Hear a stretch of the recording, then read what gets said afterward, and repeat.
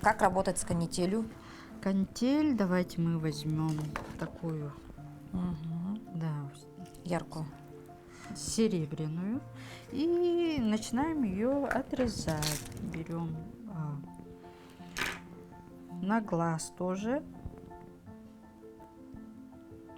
примерно. Так, по одному 4. сегменту каждому? Да.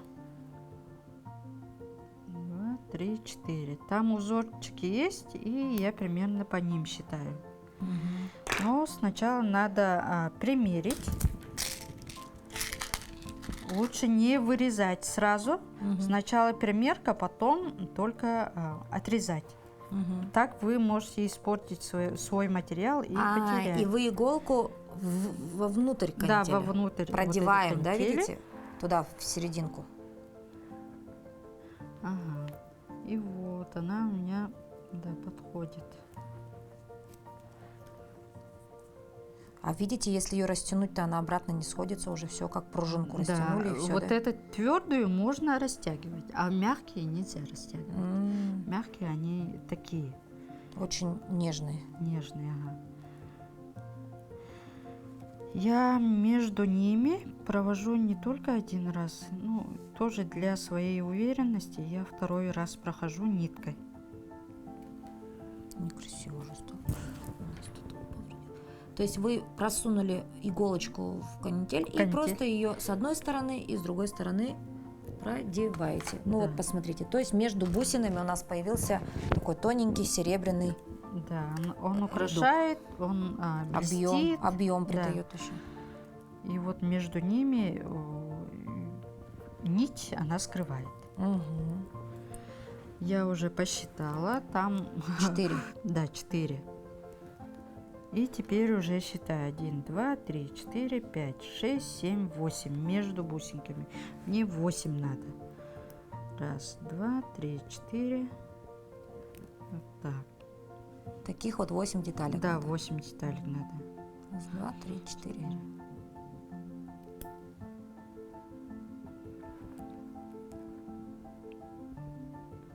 Четыре. И 8 штук. 1, 2, 3, 4.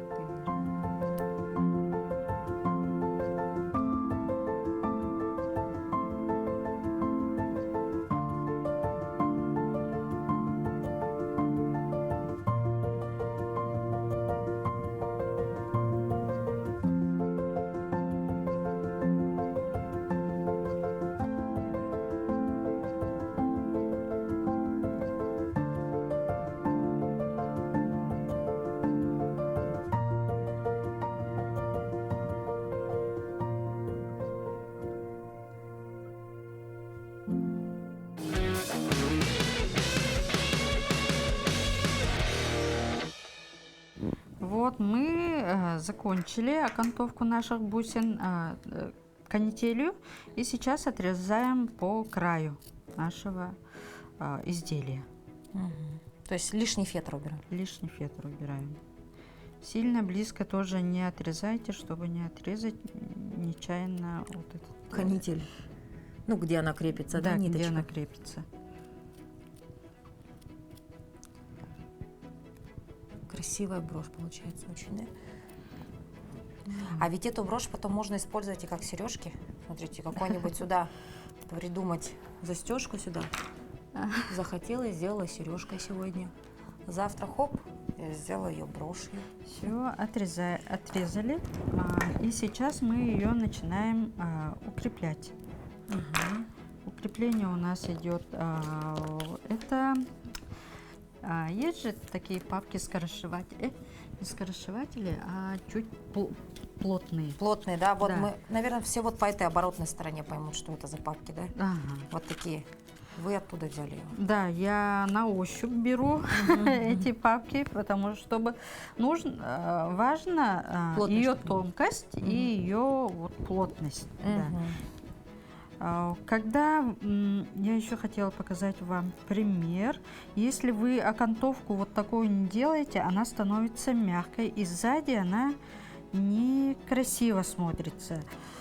Для мастера очень важно, чтобы изделие было красиво не только вот с лицевой стороны, а сзади, чтобы было все аккуратненько, красиво. Если мы не укрепляем, то вот здесь у вас все пойдет волнами. Она как бы начинает выделять вашу изнаночную часть вашего изделия. Ну да, волны будут либо какие-то впадины, да, Да, то есть да, либо да. налево, либо направо поведет ее. Нужно сделать фундамент, как в любом другом хорошем изделии, да, будь то брошь, будь то дом, да. Нужно вот твердая основа должна быть. И вот у нас оно должно быть намного меньше, Смотрите. чтобы с краю, когда вы будете обшивать край, чтобы ваша иголка не попадала в эту папку. Да, назовем это папочкой, да, вот этот пластик. Да. Потому что вот это протыкать, возможно, конечно, проткнуть, но сложно нет, это занимает очень много времени. Вы съедаете свое рабочее время. Поэтому по диаметру должно быть чуть меньше своей брошки, да? Все, и мы начинаем ее приклеивать. Приклеиваем наш кусочек, вот этот серенький, да, из пластиковой папки. И останется у нас потом вот это вот обрамление, да, интересное из бисера, тут определенная какая-то должна быть И тактика. основу брошу. И основа броши это вот сзади, застежка и кожа. Немножко подождем, пока высохнет. И мы начинаем, сейчас делаем простой картон. Можно по следу, который вы делали из броши. Картон легче проткнуть иголкой, так что оно может быть больше. Да, размер. Некоторые уже не делают, вот приклеивают пластик и на этом заканчивают. Но я так тоже делала, но без как бы картона она все равно пробивается, вот это не прямо смотрится. То есть вы делаете и вначале и фетр, потому что к нему пришиваете, потом пластик, чтобы было тверже, а картон, потому что форму держит. Форму держит, да. Все. И теперь приклеиваем. Обратите внимание, вот Евгения, наша мастерица, даже такие длинные накаточки не мешают заниматься рукоделием. Вот я на нее смотрю и думаю, ну как же можно держать иголочку-то, а как вырезать все? Тут же мелкие детали, нужно же вот прям прижимать все. И я думаю, как можно с длинными ногтями заниматься рукоделием? Можно, да? Можно. И даже очень нужно. Иногда, наоборот, этим накаточком где-то что-то поддеть, подправить. Когда видео снимаете, когда вы начинаете ее фотографировать, все-таки рука мастера должна быть красивой. Это я раньше дома сидела, не делала, потом уже начала замечать, что у мастеров, когда вот так придерживаешь, да, все равно маникюр видно. Мне даже уже стало немножечко не по себе, потому что у меня нет вот таких длинных, аккуратных накаточков.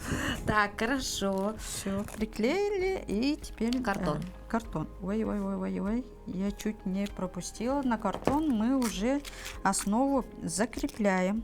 Нашу застежку, да? Да, чтобы она не...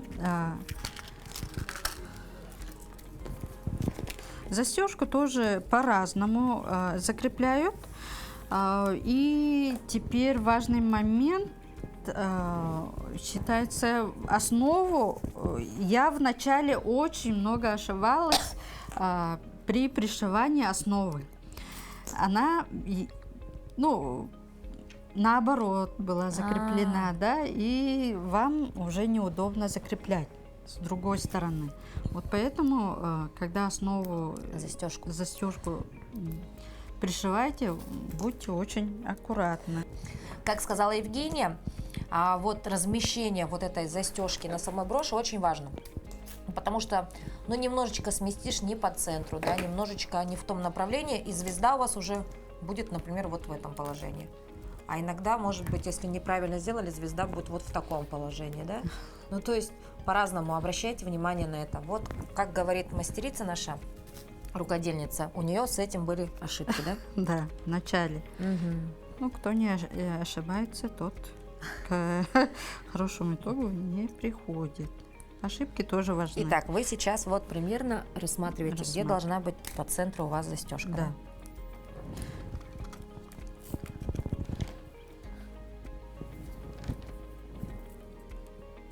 То есть застежку мы пришиваем к картону. Да, к картону, чтобы не пришивать ее к нашему кожзаму. Когда пришиваете кожзаму, он уже не так красиво будет смотреться. Пришиваем к картону, но это же не очень, наверное, все задаются вопросом, наверное, сейчас сразу. Но если ты к картону пришил, то она оторвется быстрее. Нет, еще приклеивать будем. Так что она будет зафиксирована хорошо крепко, зафиксирована. Да? Несколько раз примеряйте. Если есть возможность отодвинуть, я сильно сбоку сделала, так что здесь можно ввести изменения. Вот мы пришили основу картону, и теперь берем кожзам. Да? Мне нравится, чтобы сзади был все-таки кожзам. Можно делать сзади фетр, пришивать, но фетр, он как бы... Ну, мне не нравится фетр, когда сзади. Да, когда, то есть на оборотной стороне вам нравится, когда кожзам. Да, кожзам. Вот здесь. Тоже так же по нашему диаметру броши, да? Это мы просто место смотрим, и теперь нам нужно найти место, дырочки сделать. Чтобы проходила застежка. Ага, чтобы вышла у нас застежка. Я всегда на глаз делаю, или я перед этим всегда делала заметки, я забыла про это. Все, вот здесь у вас будет уже застежка. Ага. Вышиваете, выделяете. Выделяю место, где у меня будет выходить застежка.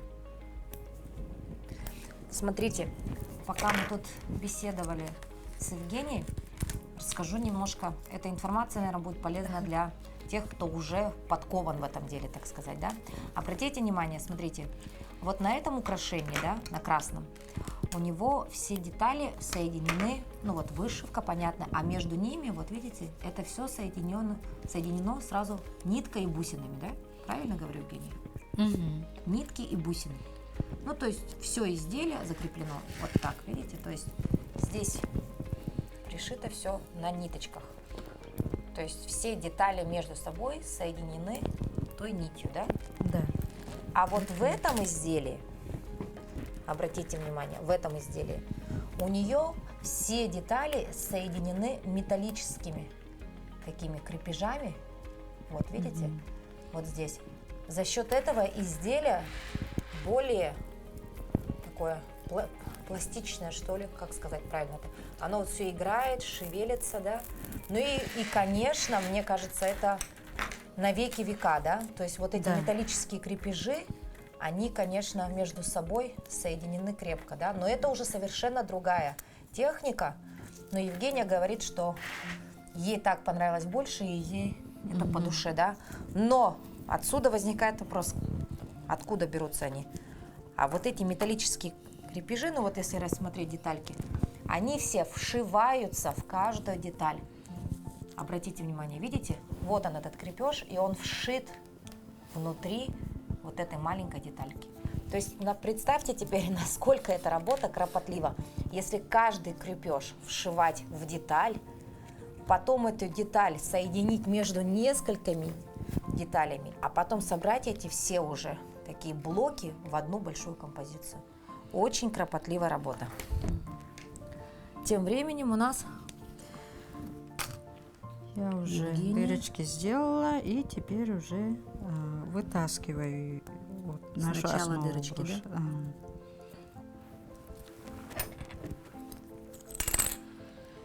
Очень много инструментов надо для вот таких мелких работ. Очень, как бы кажется, что очень простое изделие, но работа все равно требуется.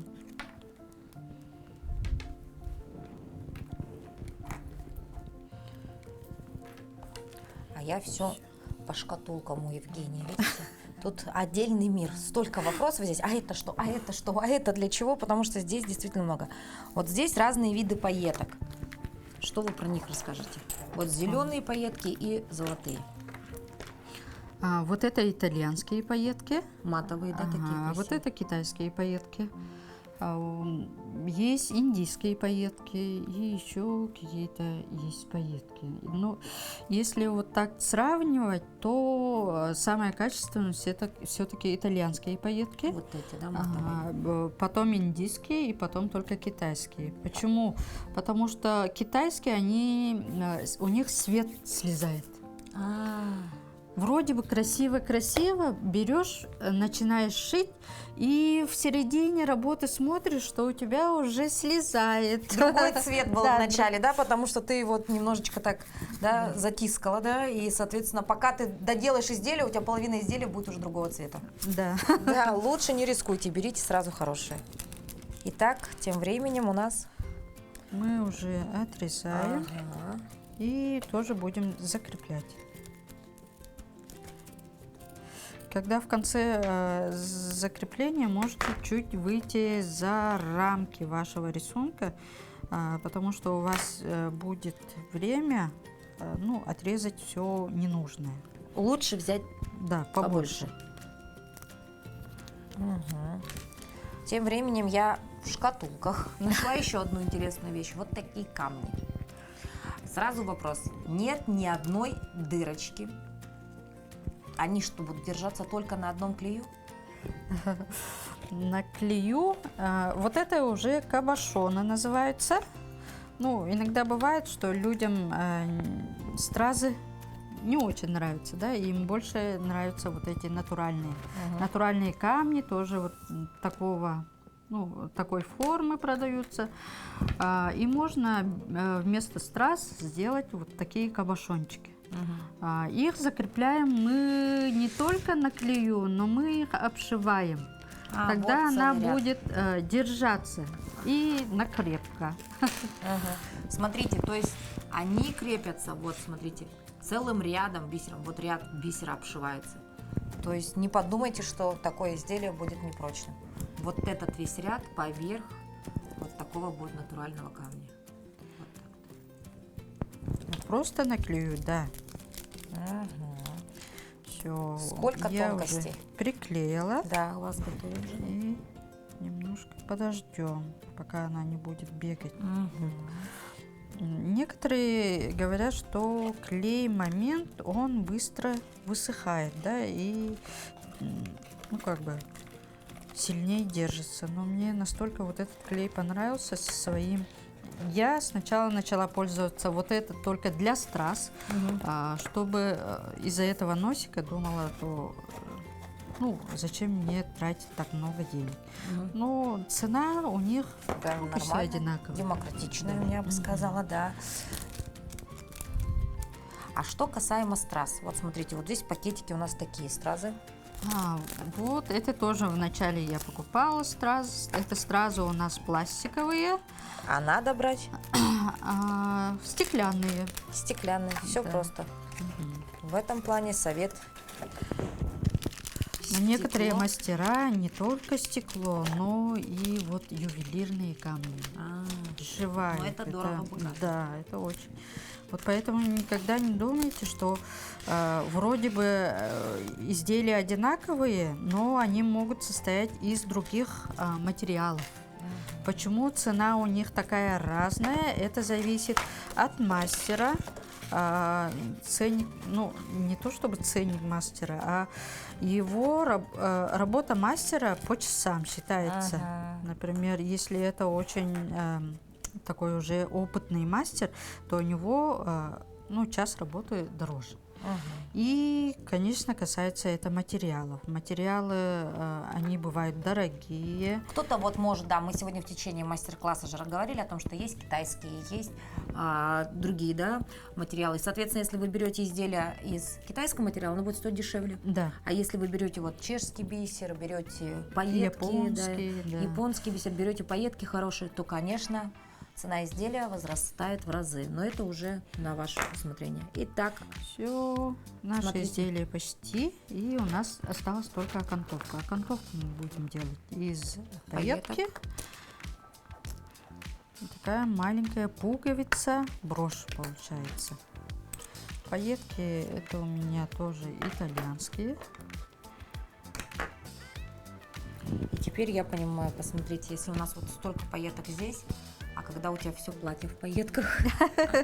Ну, это, конечно, не ручная, да, мы понимаем, что Да. это машины шьют, но все равно это миллионы пайеток используется.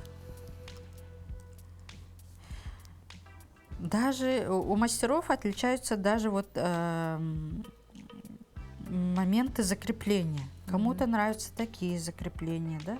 И ты, когда начинаешь, ты начинаешь уже выбирать. Ну, как тебе удобно, и как тебе кажется, что будет лучше.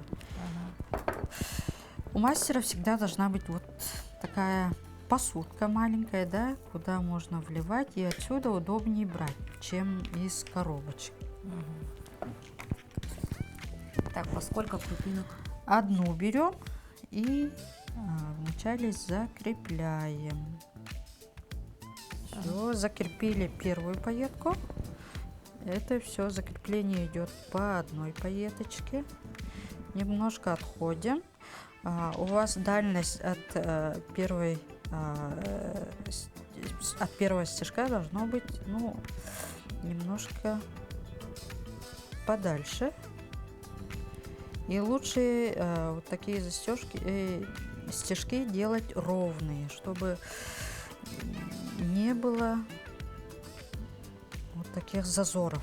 Если вы сильно далеко сделаете, то у вас зазоры. Вот пайетки друг на друга ложатся.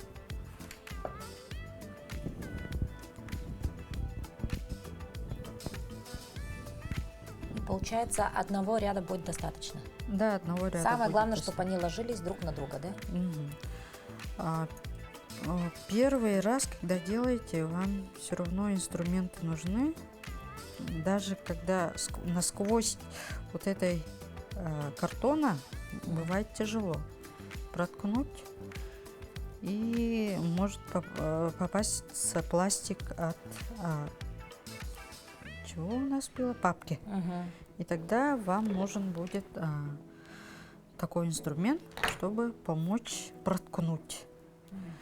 Иголки, если насчет иголок, то по идее я по иголкам я пользуюсь вот такими иголками. У них вот это самое 12, номер 12 и 11. Они отличаются. 12 это самая маленькая. Они пройдут Тонкие, даже через самый маленький бисер.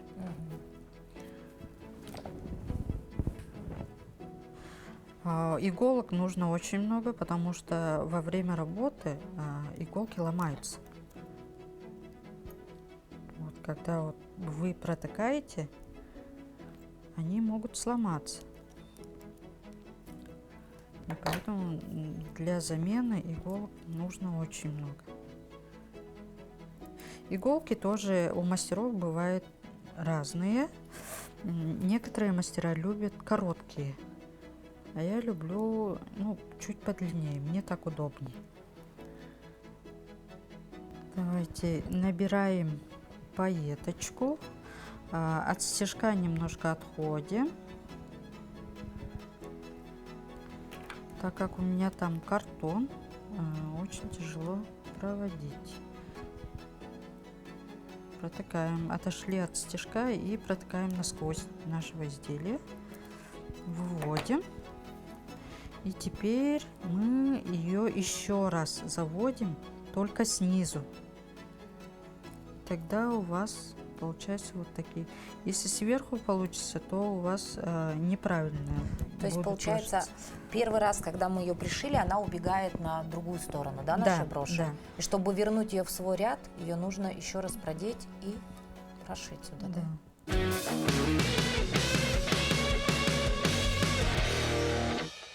Вот такая красивая брошь-пуговица у нас получилась. Дорогие друзья, еще раз напоминаем вам о том, что, конечно, это все очень кропотливая ювелирная работа. Мастер-классы, которые можно посмотреть онлайн, это, конечно, хорошая вещь, но лучше приходить на мастер-класс вживую, вот так, да, и детально изучать, как это можно сделать. А если, конечно, у вас вообще ничего не получается, можно приобрести у мастеров, которые это умеют делать. Да. Спасибо большое вам, Евгения. Спасибо. Мы вам. желаем всего вам самого наилучшего. Ну и, конечно, радуйте нас своим таким прекрасным творчеством.